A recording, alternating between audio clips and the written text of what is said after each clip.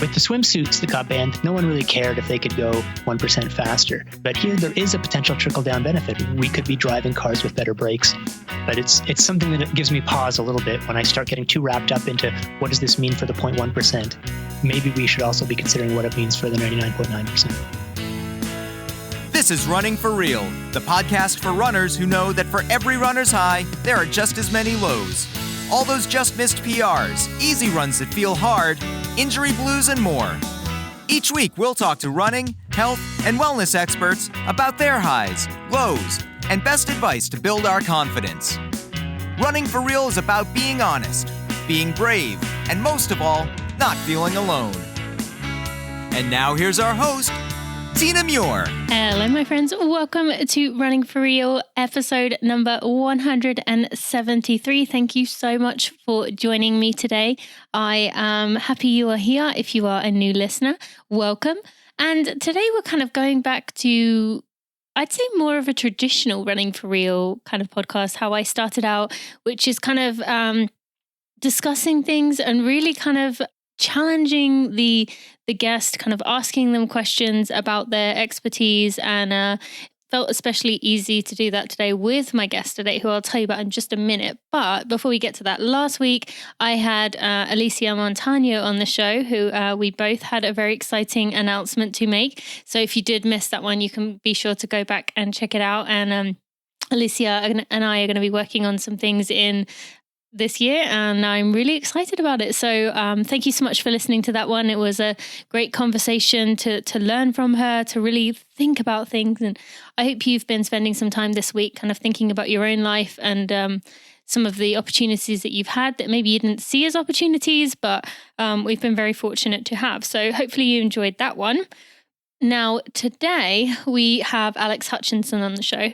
Now, I had this idea for this episode a while back, and we actually had recorded this in mid-January. So as of the recording of this, as I'm recording to you right now, nothing has changed in the rules of what we're going to be talking about today. However, in between me recording this and this episode going live, because it's just over a month later, or just under a month later, things may have changed. So I do apologize if we aren't right up to the up-to-date information. However, I thought this was an interesting conversation going into the trials, which as of the time you're listening to this are just a few weeks away, the US trials, that is. I wanted to bring Alex on the show. He was the only person I had in mind for this because he is very involved in the US running world. He's very outspoken. He, researches things. He's got the science behind it. He just seemed like the perfect person to talk to about kind of the state of our sport. There's a lot of controversy going on about the shoes. Should they be banned? Should they not be banned? How does every other brand come into this when they are also making carbon fiber plates in their shoes? So Alex and I just really had a good conversation. This is kind of more, again, like what the old episodes used to be, like sitting in a coffee shop, two friends kind of discussing something. So I hope you enjoy this episode. It is mostly focused around shoes, but I think it was really interesting to kind of think about, going beyond shoes, like placebos, how things affect us, how things may affect elites differently to everyday runners. I mean, Alex actually has a very interesting point. You're going to hear him talk about his own running experience and what potential shoes could give him as someone who's not trying to break any world records or even run a competitive time. So it's a very interesting conversation for this episode. And I think you're going to get a lot out of it. It will be interesting to see what happens at the trials in a few weeks. And as I decided not to go down there this year to kind of be at home with my family, I thought I wanted to do something around it. And so this is kind of my answer for that. Right. So before we get to that, I just want to take a moment to thank Athletic Greens, Janji, and ButcherBox. So we will give a big thank you to one of those, and then we'll be right to the episode. Thank you to Athletic Greens for sponsoring this episode of the Running for Real podcast. Now, Athletic Greens, as you probably know, you've heard me talking about it, is the ultimate daily all-in-one supplement. It has 75, count that, vitamins, minerals, and whole food source ingredients that work together to help the body absorb and synthesize these nutrients in a highly bioavailable form. Now, all those complicated words just say your body uses it nice and easily. When you put a scoop of it into water first thing in the morning on an empty stomach, it absorbs it so quickly and easily. You can get your body started the right way. Now, it was originally developed for athletes and high performers. They had just one daily scoop of Athletic Greens Ultimate Daily. It gives you adaptogens, antioxidants, prebiotics and probiotics, so you don't need to go buying those separately, and a superfood complex that helps supports the body's nutritional needs across the 5 critical areas of health. Now, I have absolutely loved taking Athletic Greens, and I'm not exaggerating when I tell you this has changed my life. It is the first thing I do. Okay, I wake up, I go to the bathroom. I will tell you I go pee because being a pregnant woman, I definitely need to go pee a lot. Too much information there. Go pee, and then I go straight into the kitchen. I pour myself some water into my Athletic Greens shaker, put a scoop of Athletic Greens in there, give it a shake with my hand as a lid because I'm too lazy to wash up the lid. and then drink it down while I'm writing in my journal, and then get on with my day. That is the way I start every day. Bailey loves to even have a sip, which I think is so adorable, and also tells you that it tastes good, because what 2-year-old would like a sip of a green juice if it didn't taste good? So it tastes good. It is not like other greens that you may have tried in the past. It is the most comprehensive supplement I have come across, and it's just had me feeling good throughout this pregnancy. And I really want to start my day by nurturing my body with the right nutrition. And I know sometimes my diet is not going to be the best, especially with kind of pregnancy cravings and things that I'm avoiding. But just in general, life gets busy. We kind of take shortcuts. And this is like an insurance policy. It's a great thing to have. You can get $79 worth of Athletic Greens. That's 20 servings for free with your first month when you sign up at athleticgreens.com/Tina. That's athleticgreens.com/Tina to get 20 serving travel pack for free when you sign up. Alex, welcome back to the Running for Real podcast. I think you might be my first 3-time returnee guest. So welcome back. Well, thanks very much, Tina. It's great to be back. And just before we went on air, you said it was like April 2018 last time we spoke. And I can't believe it's been that long. So I know. It's weird thinking about that. Well, especially for me, April 2018, I would have just had my daughter. Also, I would have recorded it before I had my daughter because I took some time off. Yeah. So I would have recorded this before I even had a child. And now I have the second one on the way. So that's even weird to think about. But speaking of that, so that has been, quite a lot of time that has passed. So you're not obviously going to remember them all, but what are some articles or some things you learned in 2019 that were, or even late 2018, if you can remember back that far, with our sieve brains that we now have? What are some articles that you're particularly proud of, or that were really interesting that kind of came up to you in the last year, just to kind of catch people back up to speed with what you've been up to? Sure. Yeah. Well, first thing I'll say is that parent brain, I can now say from experience, does persist all the way until your kids are at least 3 and 5, which is what mine are. I barely remember. I sometimes have people ask me about articles and I'm like, I don't know what you're talking about. And then it turns out, oh, I wrote about that 2 months ago. Okay. Having said all that, I'll mention 1 or 2 articles that I was particularly, or a couple articles I was particularly proud of. One was I did my first full-length feature since writing my book, which came out at the beginning of 2018. Mm-hmm. And that involved going to the Italian Alps and spending a week cycling through the Alps, and every morning getting electric brain stimulation from some scientists who work with one of the top UCI Tour de France teams, and just sort of getting the same electric brain stimulation that they get. And I'm a sort of skeptic about brain stimulation in a number of respects, whether it works and whether it's fair, whether it's ethical. Can you just tell us what that in theory does for someone who doesn't never heard that? Basically, it's the equivalent of you just take a 9-volt battery, a couple of electrodes, attach them to your head, and if you put them in the right place so that you're affecting the region of the brain that's responsible for your perception of effort, you can change how the neurons are firing just temporarily. It lasts for about 90 minutes. And in theory, it can make exercise feel a little bit easier so that you can go a little bit faster or last a little bit longer. There's been maybe 36 studies on this in the last 5 or 6 years. It's still not clear whether it really works, but pro athletes are using it. And so I used this opportunity to, I wrote like a 5,000 word piece exploring the science of brain stimulation, but also exploring how we figure out whether something really works, and then what role we think technology should play in sport. And this is something that overlaps with all sorts of other debates going on these days, like Vaporfly shoes and things like that, is that if something makes you better, do we necessarily want it to incorporate that into our sport, or are we trying to sort of freeze sport in a moment in time and say this is the way the sport should be, should take place? So I had a lot of fun. Most of my articles are I write in a couple of days, and they're 800 to 1,000 words long. This was a chance to really go a lot deeper and think carefully about some issues that I think are important in sport today. So I was really proud of that one. Yeah, no, that's very interesting. And for those listening who are now curious, what did you find about the brain simulation?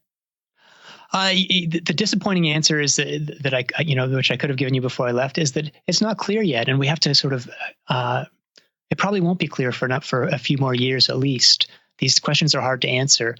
In terms of the sort of the ethical questions, my personal conclusion is that if I were the sort of emperor of the universe, I would say, no, we shouldn't be using these techniques. We at least, like in this particular one, the electrical brain stimulation should not be permitted in competition.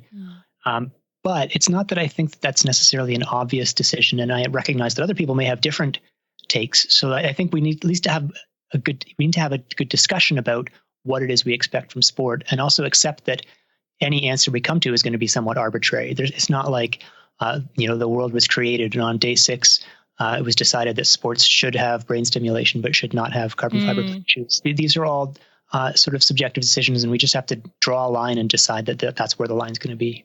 Yeah, very interesting. And I definitely want to get deeper into that with you in this episode. That's kind of the primary thing. But before we go on, one more episode you said about parent brain, so maybe you won't remember this one, but one that kind of stood out to me just being a female was that you had a Outside Online article titled What We Miss by Studying Mostly Men. Now, for those who didn't know that, explain, is that the case? And what is it that we miss? Like how are some studies kind of portraying things in a different way to what they might seem if you looked at both genders? Yeah, well, so the unfortunate truth is that it is a thing. The fact is that most sports and exercise science studies are done with primarily or entirely male subjects, and there's more awareness of this problem now than there was 20 years ago when it was just taken for granted. Of course, we do it on men, but there's still a sort of there are some convenient excuses, which is that if we recruit women and we test this, let's say we're testing a particular way of training or a particular workout, we test it on them. Well, they're all going to be at different phases in their menstrual cycle. And so that could influence the performance. They may get, more benefit at one phase and less benefit in another phase, and it's going to mess up the results. And so it's going to be simpler and cleaner if we just use men.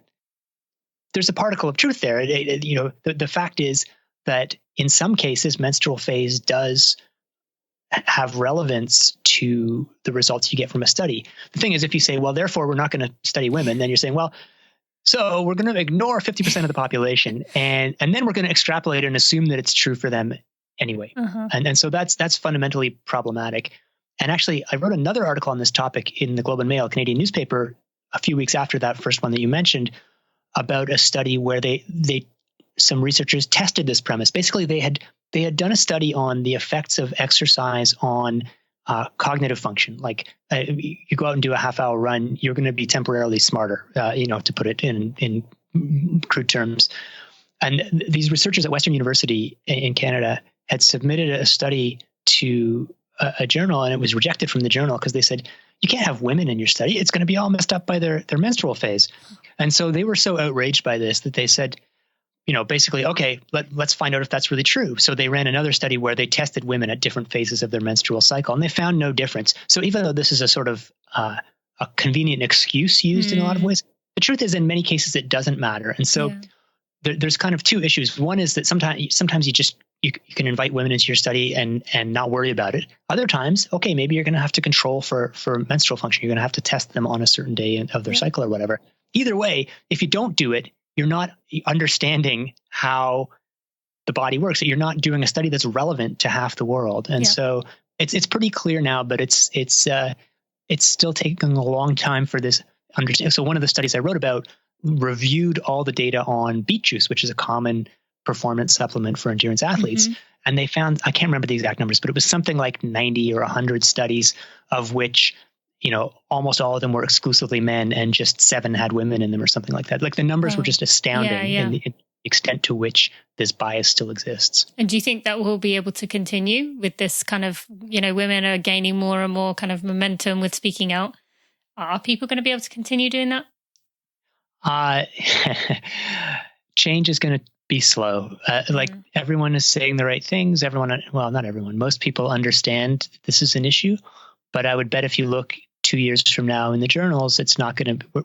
We won't have reached equity. I mean, it's if you look at the history of this issue, it was back in the early 90s that I think it was the National Institutes of Health instituted a policy saying you have to look at the effects of gender, and if not, you have to explain why. That's 30 years ago, and it's still in medical research. It's better now, but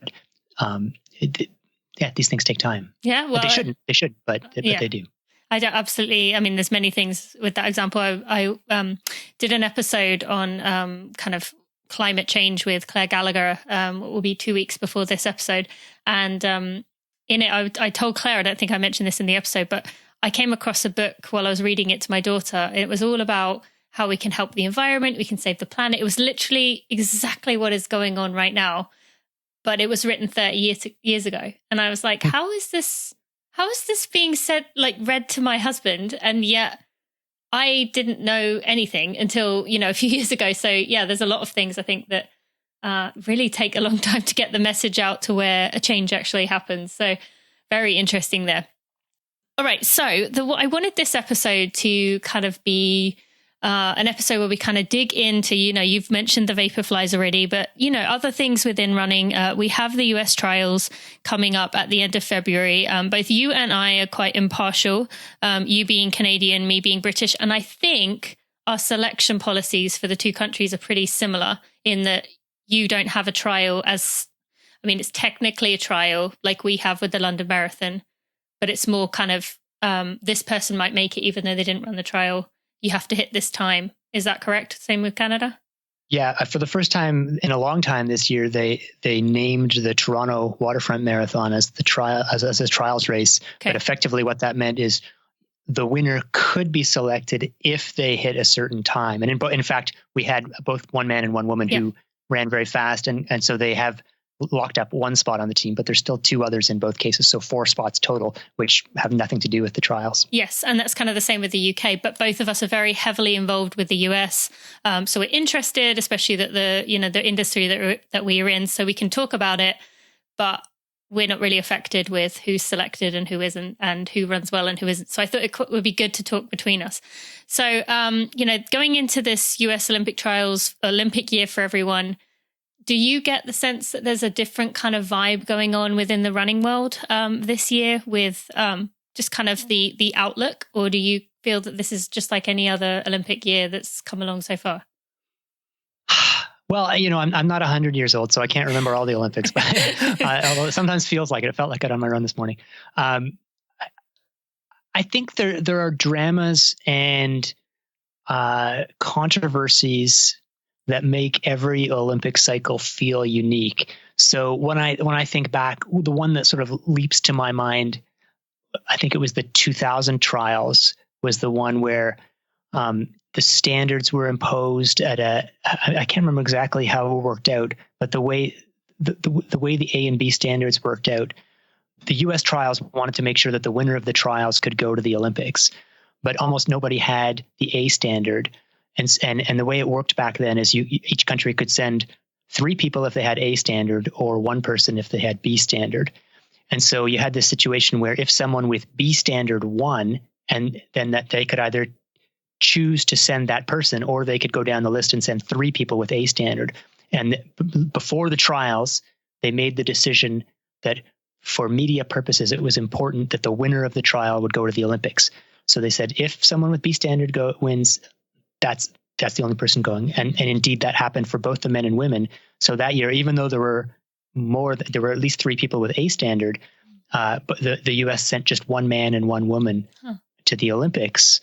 because someone with B standard in both cases won that controversy was already boiling before the trials, and then it blew up when the sort of worst case scenario happened. So that, tons of controversy there, and I think if you were to dig around, you'd find a lot of comparable controversies each year that makes each year feel like the most fraught of years. But I will confess that this year feels things feel a little more tightly wound than usual. There are a lot of interesting ingredients that are going to come together on February 29th. Mm-hmm. So one of those things you've mentioned already is kind of the topic of shoes. Now, last time we spoke, you said you had a pair of Vaporflies, and at the time they were, I think, brand new, as in, you had them, but not many other people did. But you said you'd worn them once, but you couldn't really bring yourself to wear them. So I'd love to hear, where do you stand now on that, and have you been wearing them since? Yeah, so I have a pair of original Vaporflies that I got as a review pair from Runner's World. And the way it worked out is I left Runner's World right around the time they sent them to me, and so I couldn't review them for Runner's World, nor could I review them for outside where I had moved to. And so for about 6 months, I didn't wear them at all. I just put them in my cupboard. And then I decided, I'm kind of curious. So I wore them for a 5K, and then I put them back away, and they haven't been worn since. And I've been very conflicted as to what I think about what should happen to these shoes in terms of what the rules should be. But my personal choice at that point was that I don't feel like I want to know how much faster or slower I'm getting, or how my training is going. And I don't know that subtracting time by effectively shortening the course by a couple percent is meaningful to me. So I made the decision not to wear them. Thank you to ButcherBox for sponsoring this episode of the Running for Real podcast. Now, as you know, I am pregnant right now. I am in the middle of my pregnancy, and there's quite a few food items that I miss. Why is it all the best foods are kept away from us pregnant women? It makes it hard, although it does work out for me well this year, because the summer I will have the baby with me. I will be able to eat all the brie I want, all the foods I want. And one thing I love to do is cook a lovely steak on the grill. Having it on the grill is one of my favorite ways to do it in the summer. I just think that's just kind of reminds me of summer and fun, and makes me feel good, even right now being kind of colder outside. I love to have an excellent filet mignon. That is something that is not only just hard to say, but is also a delicious cut of meat. And if you're going to have a treat, if you can have a special evening with loved ones, with friends, why not go for that cut of meat? Maybe it has less marbling than a ribeye, but the texture is just so good. Can't wait to have that rare, or medium rare, I should say, steak for myself later in the year. Now, I wanted to tell you today about ButcherBox. ButcherBox ships a curated selection of high quality meats right to your home. All meat is free of antibiotics and added hormones. Each box has 9 to 11 pounds of meat, which is enough for 24 individual meals. So even if you want someone who has meat every single day, you can push it back and spread it over a period of time, as it is little individual meals, which come in a freezer pack. It's packed fresh, shipped frozen, vacuum sealed so that it stays that way, and you can customize your box. You get exactly what you want. You can choose the cuts of meat and the things that you want in there.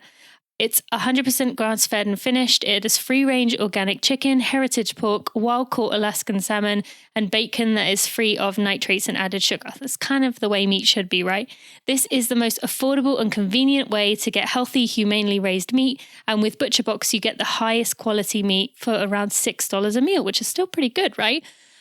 I want to give you a special offer, my friends. You can get 2 filet mignons, a pack of bacon, plus $20 off your first box when you sign up now at butcherbox.com/Tina Muir. That's butcherbox.com, butcherbox.com/Tina Muir. So that's TINAMUIR. Or you can use promo code Tina Muir at checkout. That will give you 2 free filet mignons, a pack of bacon, plus $20 off your first box. So go to butcherbox.com/Tina Muir or use code Tina Muir at checkout.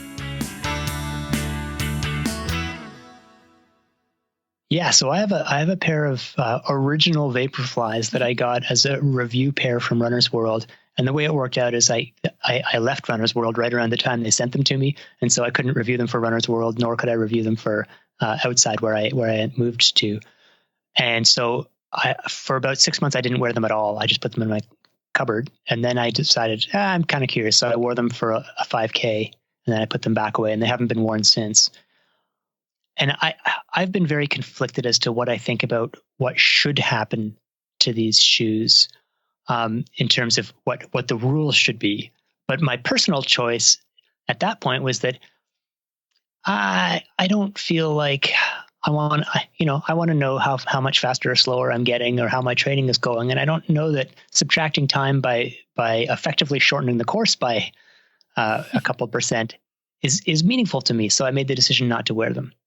Now, I will make myself look like a hypocrite by saying I'm going to be running if all goes well, if I don't break a leg, I'm going to be running the London Marathon this spring at the end of April.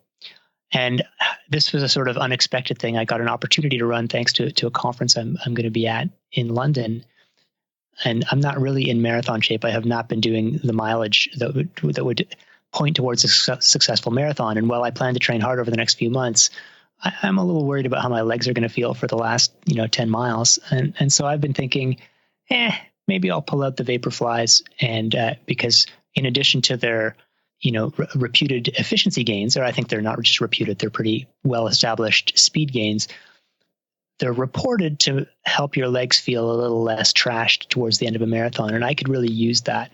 So part of it is just okay, now I need them, so I'm going to give them a try. And the other thing is that over the last year, those shoes have kind of taken over the world. It's no longer if I show up at the start line and I'm wearing these big, crazy clown shoes, people are going to be like, what are those things he's wearing? And who does he think he is cheating? Now it's well, they're pretty well established. I can't remember. There was some amazing stat in the New York Times recently about the percentage of sub 3 hour marathons on Strava that were run in Vaporflies. And it was some ludicrous stat, more than half of them, or wow, maybe even much higher than that. Mm-hmm. So I still have misgivings. I still, I'm sort of sitting on the fence, but I've personally, the needle has moved enough for me that I'm everyone else is doing it. I wouldn't mind having my legs not trashed. So I think I'm going to pull them out of the closet.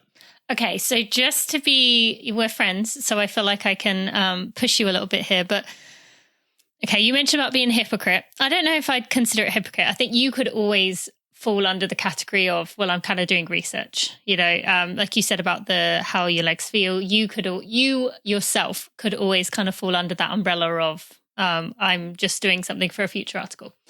However, when I had Cara Goucher on a few months ago, she kind of discouraged people saying, you purchasing these shoes, you wearing these shoes, wearing that tick on the side of your shoe is kind of endorsing things that they haven't ever really paid the price for, that they need to kind of change.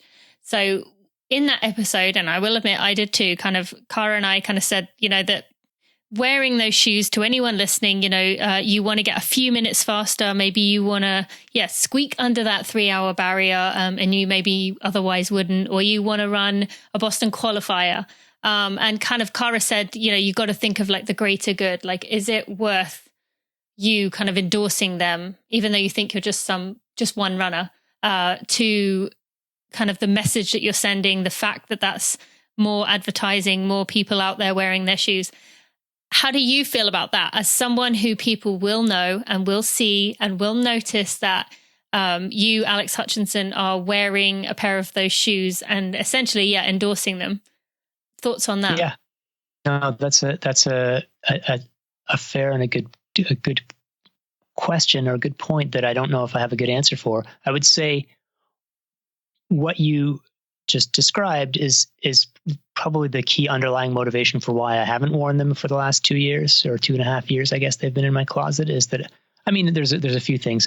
I don't want to delude myself into how fast I am, but I also am conscious of the fact that, if I wear them, that's maybe sending a signal. Now, I don't think. Well, who knows? I don't think there's going to be photos of me on Twitter saying, "Look, Hutchinson is wearing them." Oh, there will be now. No, I've just really done the challenge. So okay, I take that back.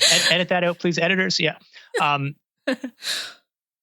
guess just to go back to a point I was making before is in terms of what's changed over the last year or last 6 months, say, not just, okay, the vaporflies have taken over the world, but it's also now true that I think I may be missing someone, but as far as I can think of, every major running brand has a carbon fiber plate shoe that is either available now or will be available in 2020.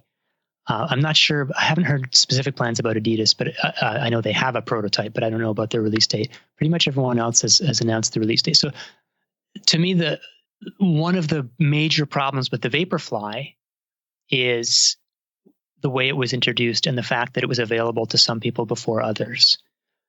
And in fact, when I got my Vaporflies, they were almost impossible to get hold of. And so it was an advantage that not everyone could choose to get. I think that's less of an issue now. It doesn't sort of expiate those sins of the past, but now pretty much anyone who wants to have a shoe like that can get one, and they don't have to get it from Nike. Now, whether, wearing a Nike shoe on its own is sending the wrong message, that's an interesting question. I mean, because there's a lot of things, there's Alberto Salazar, there's Mary Kane, and there are other issues that have come up. And maybe it's not fair of me to compartmentalize, but when we're talking, I'm thinking of my shoe choice specifically in the context of the Vaporfly.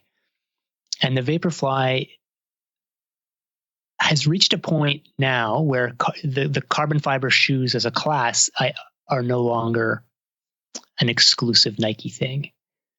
Now, if the current World Athletics Working Group calls me up and says, Alex Hutchinson, we've been reading your articles. We think you're a very good guy. We want to know your opinion on the Vaporfly. I'd say, put a ban on stack height, put a limitation on stack height. I think there should be regulation that limits those shoes. But right now there isn't. And I mean, I guess in some sense, it's one of those things where maybe self-interest is drowning out what I should be thinking. But I'm also not like racing. I'm not concerned about time. What I'm concerned about is my one previous marathon in 2013, I guess it was. My legs were just trashed like for the last 10 or 15K. And but anyway, this is maybe but as much as that's uncomfortable, isn't that kind of a sacrifice that should be worth making? Yeah, well, sorry, I'm putting a little evil voice in your head. Yeah, no, I appreciate it. And these are fair questions, and they're ones that everyone, including me, should be thinking about. I wouldn't say it was worth making if I was the only one who had those shoes. But at a certain point, and this is, so let me make the analogy to doping, right? Like one of the great apologies for doping is everyone else was doing it, right? Mm-hmm. Like Lance Armstrong isn't so bad because everyone else was on just as much drugs as him. And so in essence, I'm making the same defense with a key difference, which is that it's 2.5 years later and they're not banned. Yeah. If they're banned, I'll be the first to applaud it. But at a certain point, unilateral disarmament isn't necessarily I guess. Can I ask you something related to that? Sure. Okay, so you said that you think all the other major brands are coming out with something this year. So do you think the fact that they are doing that, the fact that all of the other brands have not banded together and said, look, we are not doing this. We are going to fight together to get the shoe banned. We're going to, take a stand here, do the moral thing, that, this is an advantage. We're going to stop it. Do you think the fact that they have not gone that route and they've all kind of been like, everyone fend for yourselves, and kind of everyone has made their own shoe, does that kind of make it a point that it may be never going to be banned, or it's never going to be a problem because it's kind of like them saying, well, we were doomed anyway? I'm not sure that it would have been realistic for them to do that. But I think the question you ask, actually, it invites us to, maybe it's important to dig into the premise of the question, which is, what's so bad about the carbon fiber plate in the first place? And I don't mean this as a glib question, because it's one I've thought a lot about over the last 2 or 3 years, trying to understand or articulate the sort of intuitive feeling that this shoe is so fast it can't be fair. And I'll tell you why Adidas didn't step up and lobby to have the Vaporfly banned. It's because they invented the carbon fiber plate. They introduced the Pro plate in I think it was the early 2000s, a curved carbon fiber plate, which they had they published data showing that it enhanced running economy by 1%. Mm-hmm. And they put it in their running shoes. And I've heard conflicting reports on this, but on the Adidas website, it says that Haile Gebrselassie set his first marathon world record wearing a shoe with a curved carbon fiber plate in 2007. Now, the guy who did the testing and developed this shoe for Adidas is a guy named Darren Stefanician at the University of Calgary.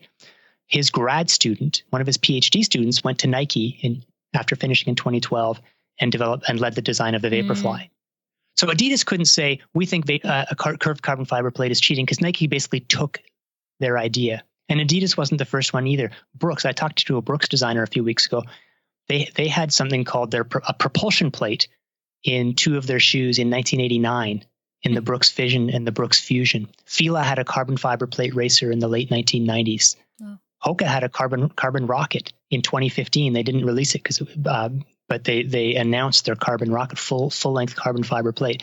So, people get stirred up about Nike's carbon fiber plate is cheating. It's a spring. That's many companies, at least a half dozen, have had carbon fiber plates in their shoes before. The difference is that Nike's works better. Mm-hmm. Now, what allows it to work better?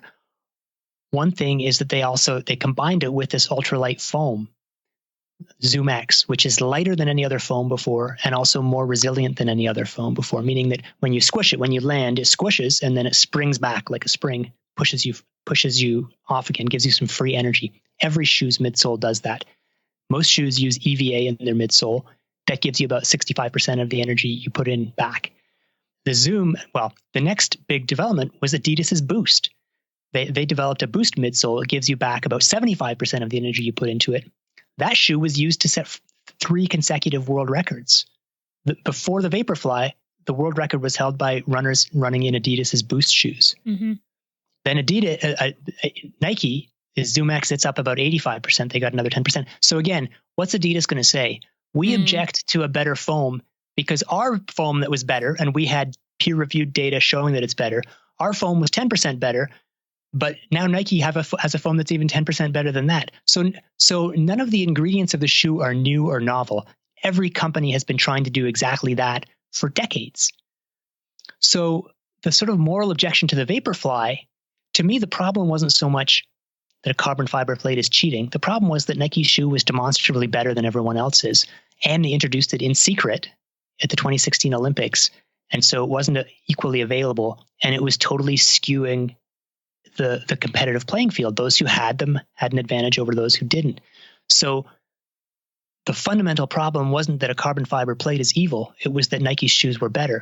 And so if all the other companies produce shoes that are roughly equivalent, to me, the fundamental problem has gone away a little bit. That doesn't mean I don't think they should be restricted, because you don't want to have this arms race where each year the shoes get a little bit better. But I'm not necessarily on board with the idea that there's something fundamentally evil about carbon fiber plates. Because if you start restricting stiff elements in the midsole, what are you going to do? Like ban pronation control shoes? Yeah. So do you think this would have been such an issue had Brooks come up with the best one? Or New Balance, or one of the other ones, maybe not Adidas, because I'd say they probably, have been kind of shown to come up with some new technologies and do the research and stuff. But one of the, Asics, New Balance, Brooks, one of them. It's a fascinating question. And I don't know the answer. I would even ask, what would have happened if when Nike developed this, they put out a press release saying, we have shoes that lab tests prove are 4% better, and they're worn by Olympic gold medalist Eliud Kipchoge. They're going to change your life. I know I, as a running journalist, would have completely ignored that. That's what we see every year. Claims that a shoe is going to be better than all previous shoes. It's going to change your life. So I wonder if it would have had such an effect if Nike hadn't had that, frankly, masterstroke of saying, we have a shoe so good that someone's going to run a sub 2-hour marathon.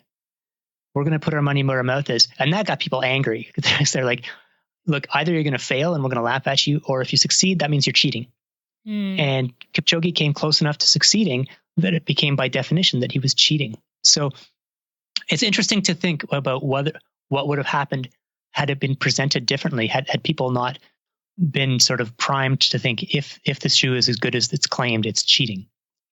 Yeah, definitely. And I think that's kind of where we're at right now. There is just so much talk going on about it. And especially, with this trials coming up, that's kind of the topic of conversation. Are all of the people selected going to be wearing those shoes? I've heard of quite a few people who have left their sponsors for this 2020 year just so they can wear the shoes because they feel like that's, going to give them the best chance of reaching it. And just on a side note, I saw you tweeted today or a few days ago about what you called the vaporfly of cross-country skiing facing an impending ban. How for that, has that been kind of a lot of controversy and conversation in the making, or did cross-country skiing kind of straight off the bat say, nope, this is wrong, we're banning it straight away, and we've gone past that point? It's actually, so that story, I didn't know anything about this. I just read an article in Bloomberg by Bill Donahue. The impending ban is of fluorinated wax, which apparently is just way, way, way superior to any other kind of wax. And the reason it's being banned, and it's been around for a while, and it's demonstrably superior, and it's super expensive. It's like $100 for a lump of wax. So it has a lot of the same issues that, shoe technology has. But the Ski Federation isn't banning it because it's good. They're banning it because it's environmentally bad. And they're not banning it, actually. It's the EU that's banning these particular chemicals, these fluorinated chemicals. And apparently the EPA considers some of these waxes not legal and they're toxic in the US, but people use them anyway. And so they talked about, in Norway, they banned this sort of wax for skiers under the age of 16. But then they did this, spent thousands of dollars doing a swab of 48 skis, and found out that a quarter of them were still using fluorinated wax. So it's in this case the issues are a little bit different, but it's this same idea of what do you do when something comes along that is so good that choice is removed, that if you want to be competitive at the top end, you have to use whatever this is. And if you choose not to, you'll lose. And then if you try and ban it, some people will still use it. Thank you to Janji for sponsoring this episode of the Running for Real podcast and for partnering up with me in 2020. I love this company so much over the last 6 months, or probably 8-10 months that I'd been wearing them, that I asked them if we could continue our relationship because I feel so passionately, so strongly about this company and what they stand for. Most companies are just kind of after their bottom line. Janji is really out there to kind of help the runner. They created the product that they felt was kind of missing and involving the features and the things that they loved and would like to see in running products. But the best part about it is they take their inspiration from people in various countries around the world. They go to visit these countries. They meet with local designers in countries like Mexico, Bolivia, Cambodia, Uganda. And they work with a local designer to create the design that kind of represents that country. They then take it back, put it into products, put it into their clothes and make it look like that style. And then they give 5% of profits back to clean water nonprofits within those countries. I just love that. A lot of their products are also made from recycled materials, which, as you know, I probably have talked about enough that I absolutely love that about them. And they just kind of care. They're really working to make the world a better place. And I've had the honor of getting to know both Dave and Mike, and they really are just such genuine, wonderful people. So I want to thank Janji for sponsoring this episode. You can get 10% off your order using code TINAMUR, that's TINAMUIR, at janji.com. That's JANJI.com, JANJI.com. And you will get 10% off your order. Go get yourself some tights, go get yourself some long sleeves or a jacket or a hat, whatever it may be. You will absolutely love their products. I know I definitely do. And just love that you're giving 5% of your payment to clean water nonprofits in the country that the inspiration is coming from. Go check it out at janji.com.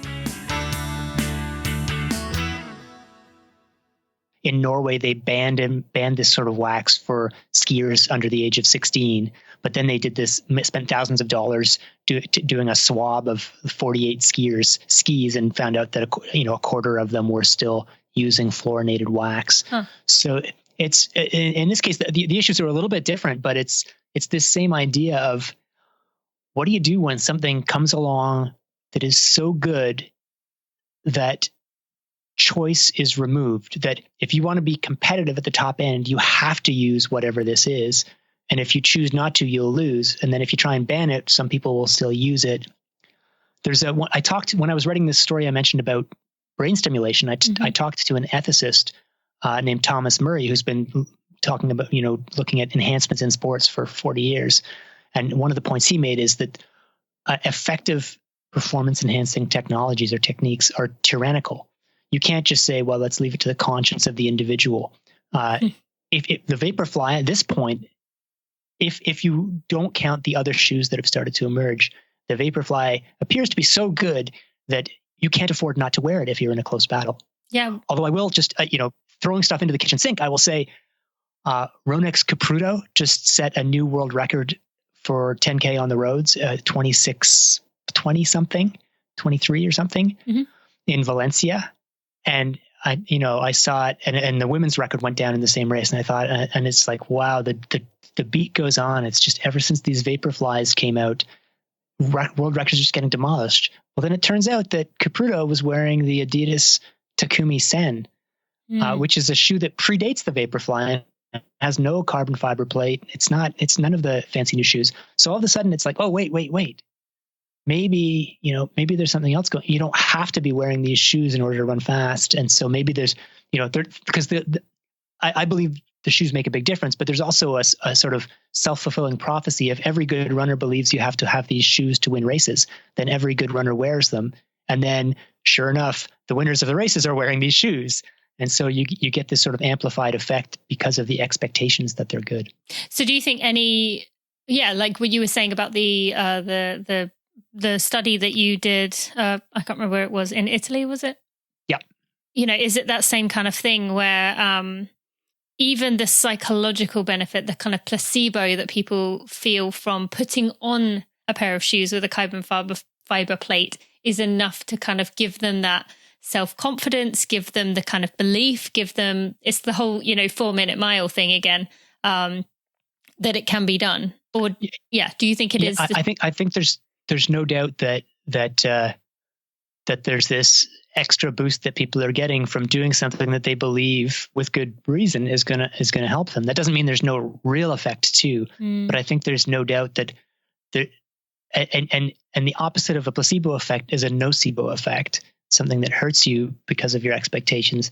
And I think that is a real factor for people who are stepping to the line, looking around and saying, oh man, everybody else has got these crazy shoes with Vaporfly or with carbon fiber plates in them, and I'm just wearing ordinary shoes.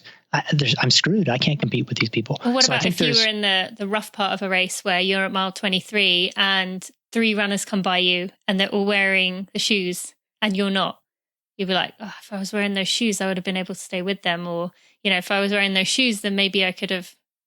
It's a built-in excuse. And as soon as you have a built-in excuse, you take it, right? Yeah. So, I mean, all these things are real, and all these things are part of the reason that what I would have liked is for the authorities to step in much earlier and just establish some clarity about this will be allowed and this won't be allowed. Because I don't think it's. I 100% respect what Kara was saying about, you're making a statement with the equipment you choose to wear. But that's a big ask for people who are, let's say, training hard, trying to get a Boston qualifier or whatever, to sort of take that sort of unilateral disarmament stand if it's become acceptable so that everyone else is doing it. Now, I realize that it's 1,000 individual decisions are what create the perception of what everyone else is doing. But in a sense, that's what we rely on the authorities, the rule makers to do, is to create a set of parameters, because you can't expect that. And I've argued this a lot about doping. You can't expect that everyone independently is going to come up with the same sort of intuitive set of rules of what should be allowed or isn't. There isn't some sort of God-given line between baking soda which is permitted, and caffeine, which is permitted, and pseudoephedrine in a cold medicine, which isn't permitted, or the various things that aren't permitted. And so, look, we can all make our personal choices. And I will say, as a guy who's written about performance enhancing technologies for the last 10 years, I have never once taken caffeine before a race, because that's not interesting to me to get 2 minutes faster. I've only tried baking beet juice once, because I'd written about it so many times. I just wanted to find out what it was like, and man, I had to hit the toilet pretty hard before that race. And baking soda, which I've written about many times, I've never tried, except for once accidentally when I grabbed the wrong water bottle after a race and discovered that my teammate was using baking soda, and so I got a mouthful of baking soda. Oh, nice. But ultimately, if I was on the line for an Olympic spot, my decision as to whether I would use those things would come down to what's allowed. What are the rules? What do the rules say? And so I just, and this ties into the whole Alberto Salazar case, which is of course a deep black hole of ambiguities and difficult questions. But ultimately, if we have a rule maker saying, here are the rules, and you go right up to the edge of the rules, that may be unattractive. Mm-hmm. But if you're not breaking the rules, if you're explicitly obeying the rules that were laid down by the authorities, then to me, it feels difficult to condemn someone for doing that. Mm. And there definitely is that argument, isn't there? If you may be in a gray zone, but did you technically step over the line? No. And so, is there, what is going to happen here? Do you see it becoming like an ultimate shoe race, an arms race every year, and then, eventually they have to step in, or do they have to step in? What do you kind of see happening here? Well, so we're peering into the crystal ball here. As today, as we speak here, there's speculation. There's been some unconfirmed reports that World Athletics is going to regulate the shoes. It's hard to judge the reliability of those reports, but my sense is that there is going to be regulation before the Olympics. Before the Olympics, probably it'll be announced. From what I gather, probably by February, or at least the proposal will be announced, but it has to be approved by the actual World Athletics Council. I don't know the exact set of steps, but I think there will be regulation before the Olympics. And I would say personally, for me, what tipped things over the edge, what kind of, I was very much unsure what I thought, but what pushed me towards one camp was seeing the shoes that Eliud Kipchoge wore in his Ineos 159 challenge, because they just took a step further beyond. The Vaporflies were already sort of bizarre looking. What he's wearing looks like moon boots. And that sort of, for me, it was like, okay, I was able to sort of readjust my head to the fact that, okay, everyone's going to be a little bit faster. Everyone's wearing these shoes, but it's like, oh no, now there's another level. And now the people wearing just the carbon fiber plates are going to be behind the guys who are wearing the ultimate moon boots. And then next year it's going to be, so to what you were saying, I think the sort of continual arms race is precisely what they need to avoid. I think if I had to make a guess, and this is just a guess based on the sort of rumors and scuttlebutt that I've heard, there will be a rule. They will probably limit the thickness of the shoe sole, so the stack height. The big question would be, where do they draw that limit? Will they draw a limit to prevent future iterations of shoes like the Alpha Fly, which is supposedly what Eliud Kipchoge's prototype from Ineos was named? Or will they set it such that all current shoes are legal? Or will they make it such that the current version of the Vaporfly, the next percent, maybe that will become illegal? But that gets awfully complicated. Then you have to remove all the records, correct? Maybe you do, maybe you don't. I mean, with swimsuits, when they banned swimsuits 10 years ago, they left the records in place. And in fact, people then were subsequently able to break those records. So I think there will be a rule. I think there should be a rule. And I think, the original sin was that the Vaporflies were released, people didn't have access to them, and it was an uneven playing field.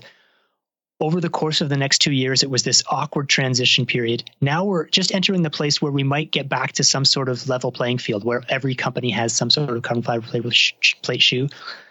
But they had to kind of push over the apple cart and say, yeah, but we've got a better shoe now. And I think to me, that's like, okay, forget it.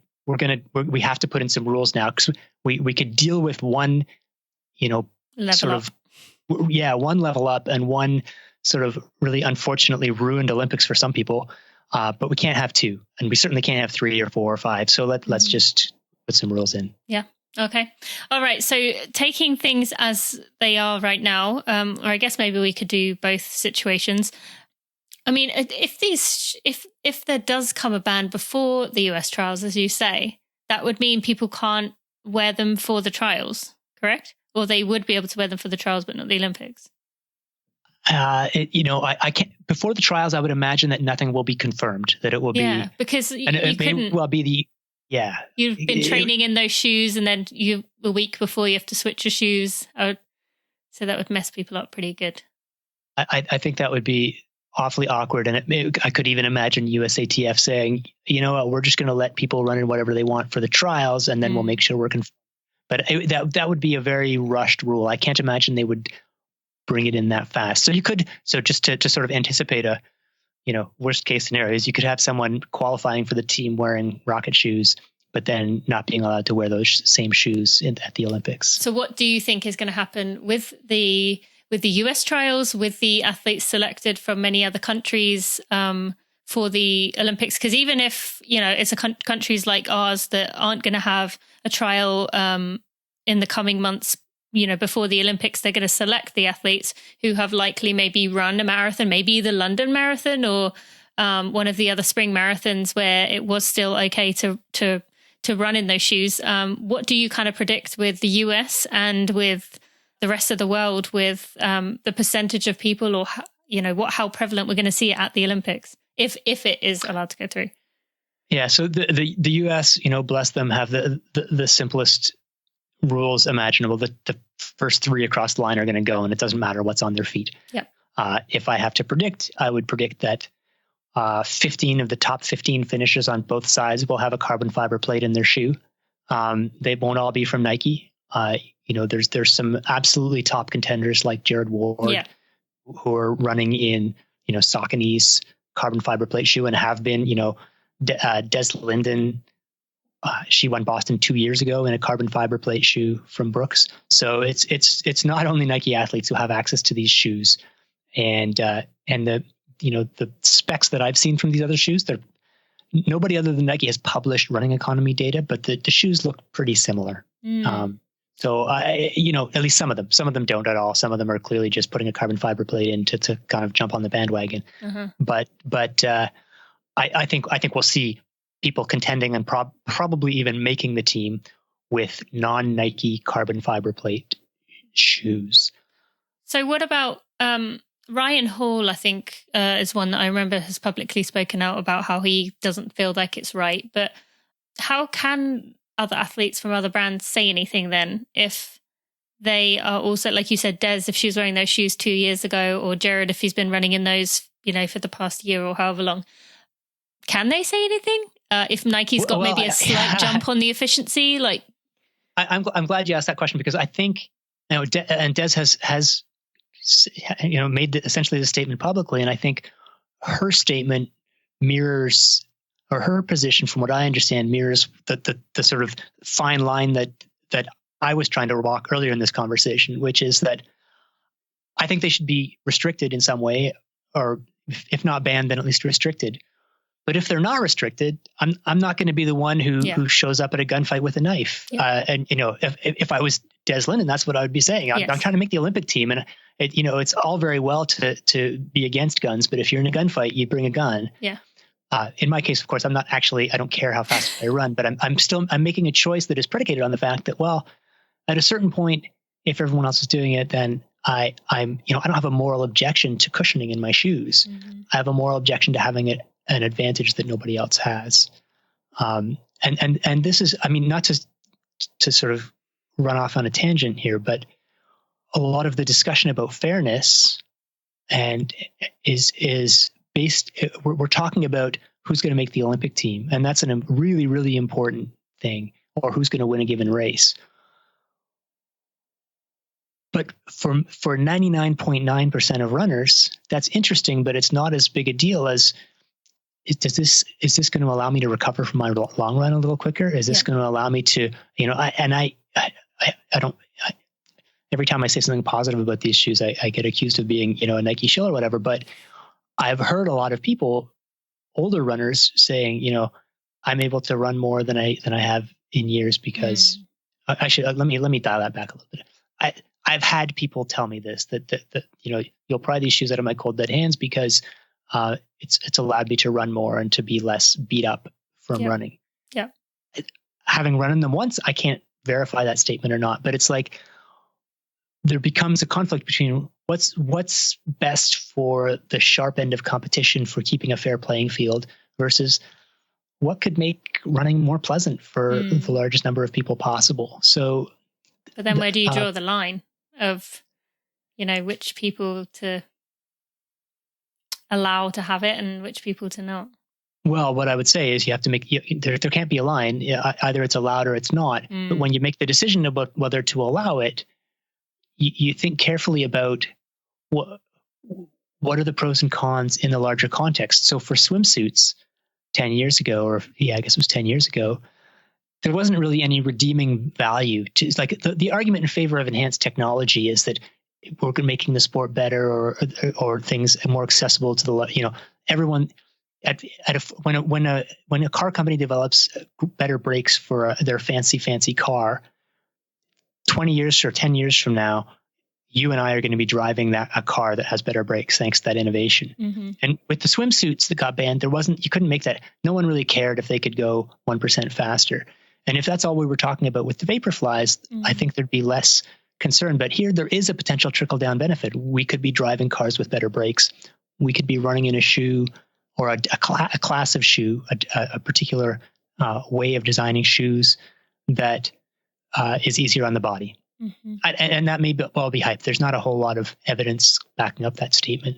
But it's something that gives me pause a little bit when I start getting too wrapped up into what does this mean for the 0.1%, that maybe we should also be considering what it means for the 99.9%. Yeah, very interesting. Thank you. And hadn't thought about that, and definitely gives you some pause for thought about that. And do you see anything else kind of on the horizon that shoes are obviously the big kind of controversy argument still going on right now, but is there anything else? You mentioned the brain stimulation, but anything else that you kind of maybe see making this surge in the coming years that we might have to kind of watch out for as the next thing?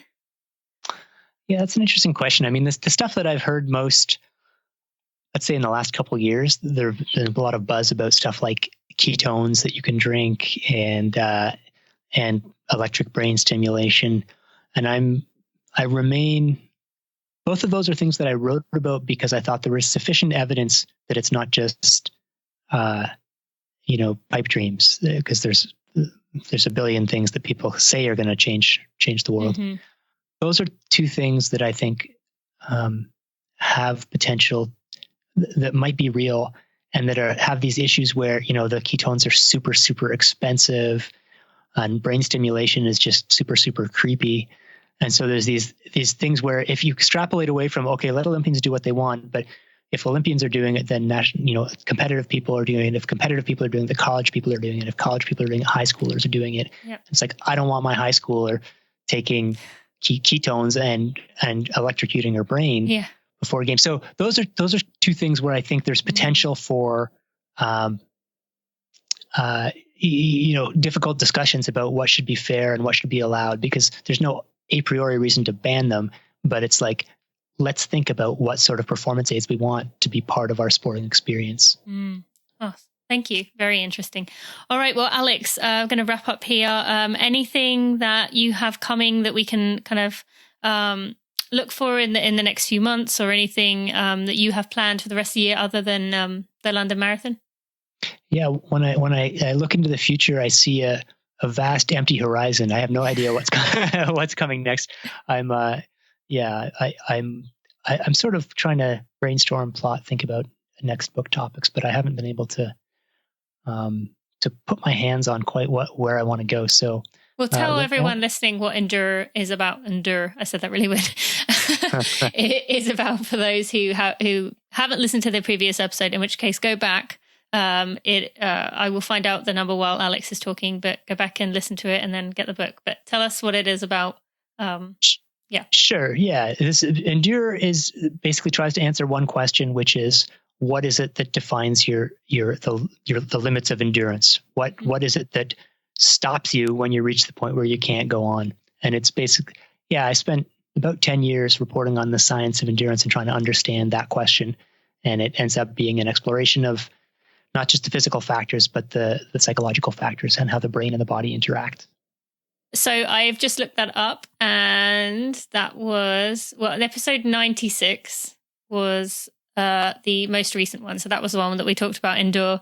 So definitely go. I recommend it. I loved the book myself. And like you said, you put 10 years into it. So you really did the research, and it was absolutely fascinating. So, so you have that next book topic, kind of thinking about it. And we wish you the best of luck at the London Marathon. Now I know everyone will be watching you, and enjoy the best marathon in the world, because it is.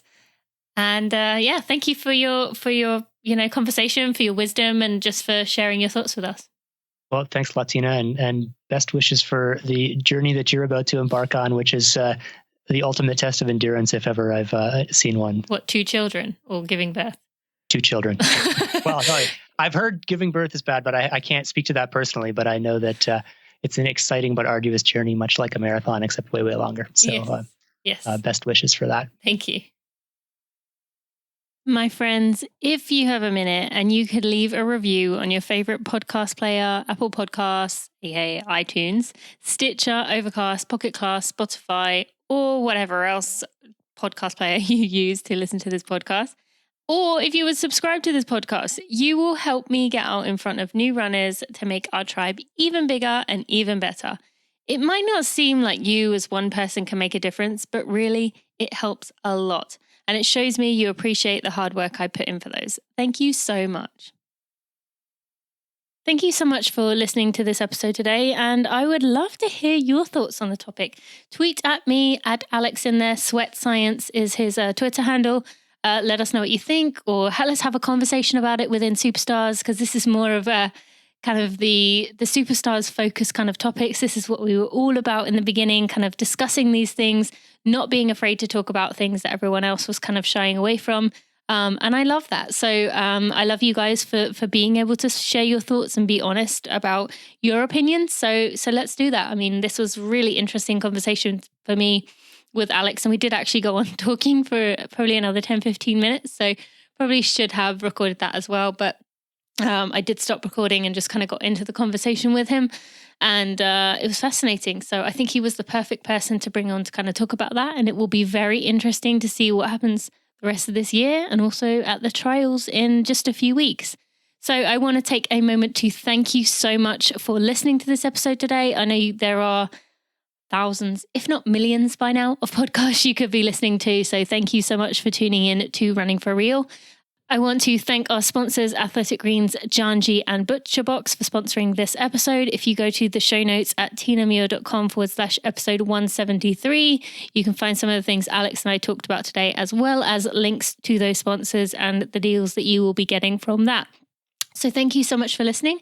Next week, we have Cindy Kuzma and Cherry Cheadle on the show, who are going to be talking primarily about injuries. But even if you are not injured right now, this is going to be a real lesson in how to be like compassionate and empathize with those you love, because even if you're not injured, the chances are someone in your life is, and it's quite hard to kind of resonate with them and know what to say. And if you're in that position, you can feel left out.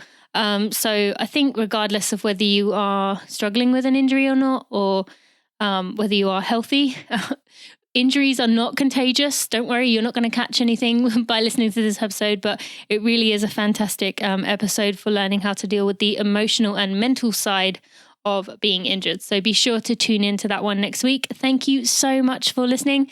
And have a great week, my friends. Thanks for listening to the Running for Real podcast. Be sure to check out tinamuir.com for show notes and even more helpful running information.